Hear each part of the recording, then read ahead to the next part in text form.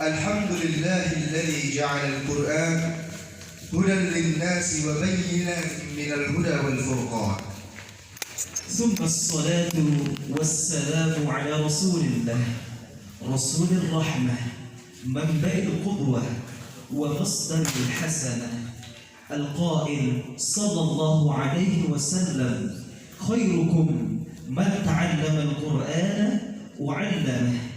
خاتم الأنبياء والمرسلين سيدنا محمد وعلى آله وأصحابه ومن تبعه بإحسان إلى يوم الدين. أما بعد.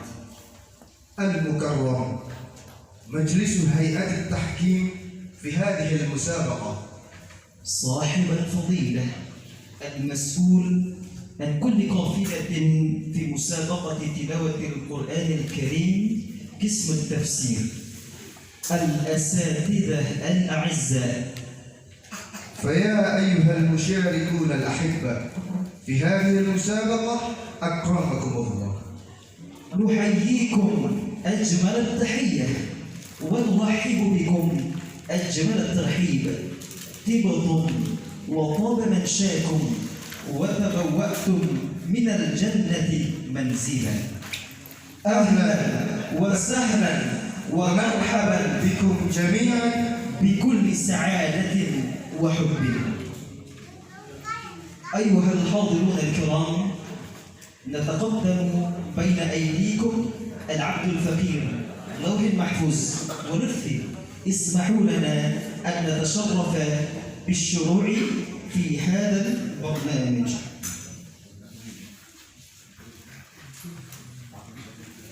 الآن نبدأ مسابقة تلاوة القرآن الكريم 35 قسم التفسير باللغة العربية، الموافق بالتاريخ 19 من يونيو سنة 2022 ميلادية في مدينة بني المريا.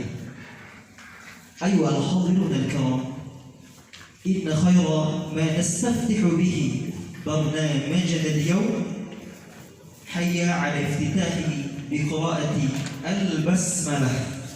بسم الله الرحمن الرحيم.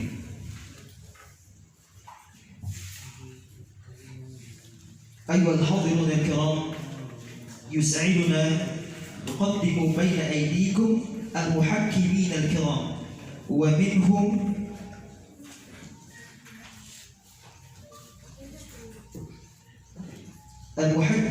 المحكم الأول السائل في التحفيظ، الأستاذ الحاج منور LCMA. السائل المحكم في التفسير بروفيسور دكتور فوزي صالح MA. في مجال التحفيظ المحكم في التحفيظ الأستاذ حجر الأكبر MA، الأستاذ محمد إخوان إسحاقي MS. المحكم في التجويد الأستاذ أكري يحيى LC، الأستاذة مهليواتي SKM. المحكم في الفصاحة المحكم الأول بروفيسور دكتور فوزي صالح MA.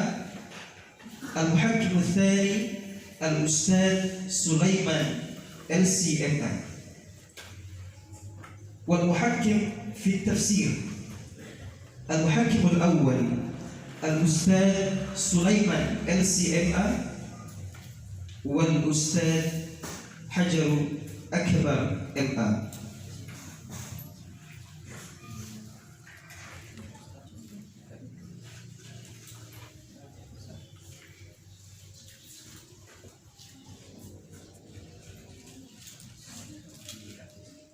والكاتب الأستاذ أبي ياسر LCMA، والأستاذ إسكندر. أيها الحاضرون الكرام، الآن دعونا نسمع إلى التوجيهات والإرشادات من مجلس هيئة التحكيم. فليتفضل سيادة الأستاذ دكتور فوزي صالح MA، فليتفضل سيادته مشكورا. السلام عليكم ورحمة الله وبركاته. الحمد لله رب العالمين، والصلاة والسلام على أشرف الأنبياء والمرسلين وعلى آله وصحبه أجمعين. نرحب بكم بهذا المجلس المبارك، عسى أن يكتب لنا الله النجاح والسلامة والصحة والعافية من البداية هذا البرنامج إلى النهاية.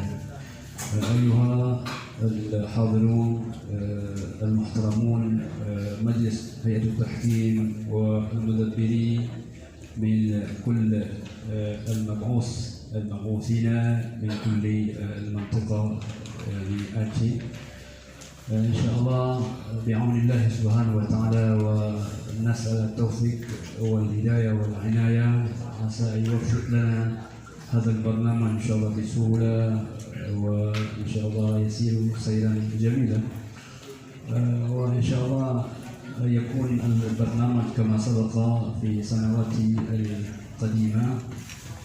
هذا البرنامج نبدأ باللغة العربية. أولا نريد من كل المنطقة أن يأتوا في المعالي، إن شاء الله نكون هذا البرنامج نبتدئ في وقته. ثانيا كما كان المعلوم، هذا البرنامج نبتدئ بالتخفيف 4 الأسئلة، ثم نوصل إلى أسئلة التفسير كما مر. ويعني المتسابقين المشتركون ما حاجة ليبتدئ بالسلام على طول يجلس، ودون الحاجة بالسلام إما في البداية وإما في النهاية. ثم لكل أن يراعي العلامات، ماذا يسمى الجرس مثلا من ماذا فضيلة السعيد، الجرس يحترم بالجرس. ثم الأخير كذلك يسمع الأسئلة بماذا يعني بالتنبيه. ثم إذا كان في سؤال لم يكن واضحا في التفسير بالتحديد مثلا، ممكن يكون ماذا أن يعيد مرة ثانية مثلا، فلا بأس به. وكذلك في التفسير ممكن أن يترك الإعادة الأسئلة حتى يتضح ما يكون هذا السؤال. طيب، أنا أرى هذا ما نريد أن نلقي لكم، ثم لأن هذا المسابقة العادية ليس شيء غريبا في هذا الموضوع، ما حاجة أن نطول الكلام إن شاء الله. وبهذا التدريب إن شاء الله ليس فقط لأجل المسابقة، وإنما لأجل الفهم لكلام الله سبحانه وتعالى. طيب، هذا ما نريد أن نبين لنا جميعا، وهيا بنا نسأل الله سبحانه وتعالى التوفيق والهداية والعناية في هذا الموضوع. إن شاء الله على هذا إن شاء الله كل من المتسابقين المشتركين أن يأخذ الرقم للمسابقة، يعني رقم الأسئلة. طيب، هذا ليس مدرسة فقط أن يستمر البرنامج يعني بتسجيل رقم الأسئلة. جزاكم الله خيرا. السلام عليكم ورحمة الله وبركاته.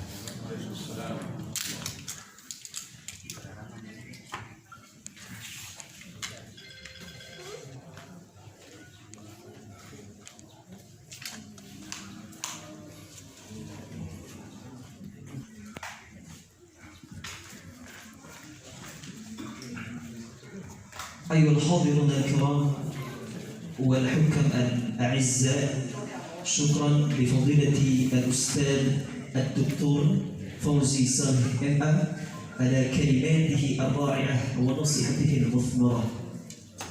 والبرنامج التالي على كل المشتركين والمتسابقين أن يأخذوا رقم التسجيل إلى الأمام. نعيد مرة أخرى، على كل المشتركين والمتسابقين أن يأخذوا رقم التسجيل إلى الأمام. شكرا.